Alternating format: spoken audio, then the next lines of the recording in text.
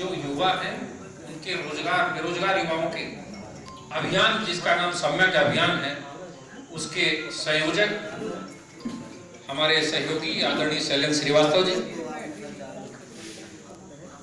Professor विमल पांडे जी, श्याम बिहारी मिश्रा जी, भैयालाल पांडे जी, जिनका अभी ओजस्वी वक्तव्य आप सुन रहे थे, एडवोकेट बड़े सीनियर आदरणीय उदय प्रताप सिंह जी, आदरणीय के.पी. शर्मा जी, समाज सेवी ओंकार चौबे जी, के पांडे जी, अशोक सोनी जी, हिनौती के सरपंच और पूर्व सैनिक बादल सिंह जी, उन्हीं के बगल में बैठे सेना से रिटायर्ड और अब समाज सेवा में बढ़ चढ़ कर हिस्सा लेने वाले हमारे सहयोगी कमलेश्वर सिंह जी, भैया अनिल करा से पधारे मधुसूदन जी, मानधाता शुक्ला जी, प्रमोद सिंह जी, डॉक्टर शिव कुमार जी, पंकज भाई, देवा भारती, जो हमारे 4 जोन के 4 सहयोगी हैं, सुशील चतुर्वेदी, ब्रिजेश, चंदन पांडे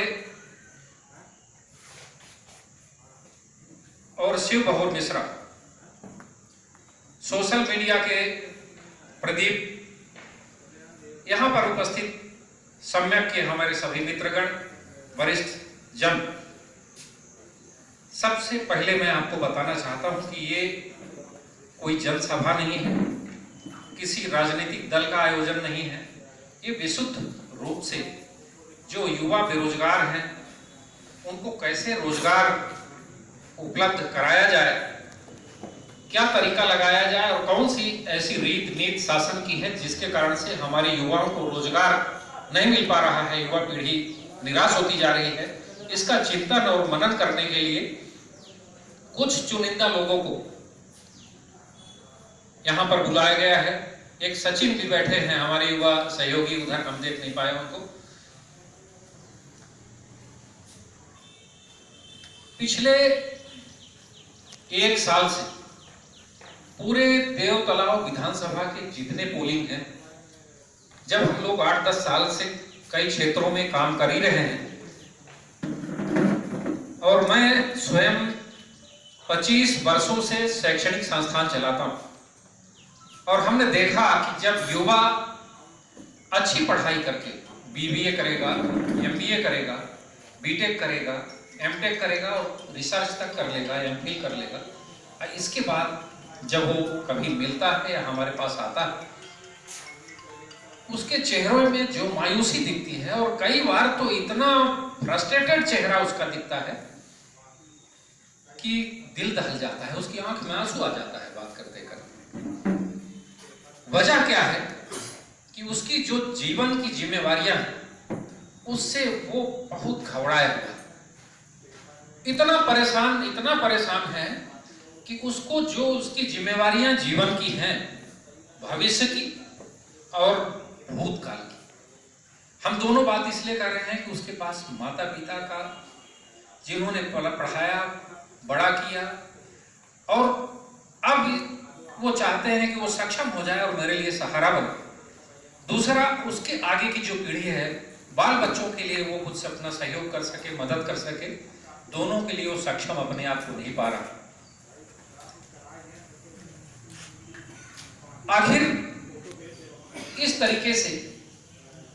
युवाओं की संख्या जो रोजगार विहीन है, रोजी विहीन है, जिनके हाथ में कोई काम नहीं, उनकी संख्या अनवरत क्यों बढ़ती जा रही है? मैं थोड़ी सी एक बात कहना चाहता हूं। बादल सिंह जी कह रहे थे पुलिस विभाग की बात, बिजली विभाग की बात। आदरणीय उदयराज सिंह जी बहुत सीनियर व्यक्ति हैं, आपके सामने रीवा का यूनिवर्सिटी खुला होगा, अवधेश प्रताप सिंह विश्वविद्यालय। तब भले लोग संसाधन कम थे, कंक्रीट के बहुत मकान नहीं थे, हम साइकिलों से चल लेते थे, लेकिन तब वहां 50 से 60 प्रोफेसर रहा करते थे। हर डिपार्टमेंट वहां भरे हुए थे। इंजीनियरिंग कॉलेज में 80 टीचर रहते थे छात्रों को पढ़ाने के लिए। गवर्नमेंट इंजीनियरिंग कॉलेज भी बहुत पहले से खुल गया, अभी आप जाएं तो कई विभाग खाली पड़े। अरे भाई, हमारे पास अगर उद्योगपतियों को पैसा इतना देने के लिए, उनका छूट देने के लिए है, तो क्यों विभाग नहीं भर रहे हो, भर्तियां क्यों नहीं कर रहे हो? और निश्चित तौर पर सरकारें अगर आई तो युवाओं को प्रलोभन देकर के आए। अगर हम 2 करोड़ युवाओं को प्रतिवर्ष रोजगार देने का वादा किए, युवा एक आशा और उत्साह से सरकार को देखा। जो भी सरकार हो, नाम नहीं लेना चाहते, ये कोई भाजपा कांग्रेस की बात नहीं है, ये बड़ी मानवीय बात है कि हमने कहा अगर कि चलो हमको ले आओ, हम 2 करोड़ युवाओं को रोजगार देंगे, और हम आने के बाद जो रोजगार पाए लोग थे वो 2 करोड़ और बेरोजगार कर दिए। ये आखिर जो जनसंख्या बढ़ रही है और युवा नाकाम बेकाम होता जा रहा है, निराश होता जा रहा है, कहां जाएगा, क्या करेगा? और कहते हैं कि युवा अगर राष्ट्र का भविष्य है, तो जब युवा का भविष्य खराब होगा, हमारा परिवार का भविष्य खराब होगा, हमारे समाज का भविष्य खराब होगा, हमारे प्रदेश और देश का भविष्य खराब होगा। फिर या तो फिर ये कहिए कि युवा राष्ट्र का बोझ है, आने ही नहीं चाहिए इस राष्ट्र में युवा। और अगर आप युवाओं को इस तरीके से हताश और निराश करेंगे और राजनीतिक दल उनको केवल अपना जिंदाबाद नारा देने के लिए अपने उपयोग करेंगे, नशे की गिरफ्त में, धर्मांधता की गिरफ्त में, भावनात्मक मुद्दों में उनको अगर बहकाते रहेंगे तो उनका जीवन खराब करते रहेंगे। और साथियों, मैं ये कह रहा था कि जब युवाओं को निराश देखता हूं, और चूंकि शैक्षणिक संस्थान कई पीढ़ियां हो गई, 25 साल कम समय नहीं होता किसी क्षेत्र का, तो युवाओं को जब निराश देखा, हमारे मन में भी ये इच्छा हुई। और देश के जाने माने प्रख्यात चिंतक, विचारक भास्करराव रोकड़े जी, इसी बीच में संपर्क इनसे हुआ। हमारे शैलेंद्र श्रीवास्तव जी हैं, ये भी अच्छा ओरिएटर हैं, अच्छी बात करेंगे और डिटेल में ये बताएंगे आपको कि ये सम्यक अभियान क्या है। आप जितने लोग बैठे हैं इनको सुनिएगा जरूर हमारे बात, क्योंकि निश्चित तौर पर मैं कोई ऐसा काम, ऐसी जगह आप लोगों को नहीं बुलाऊंगा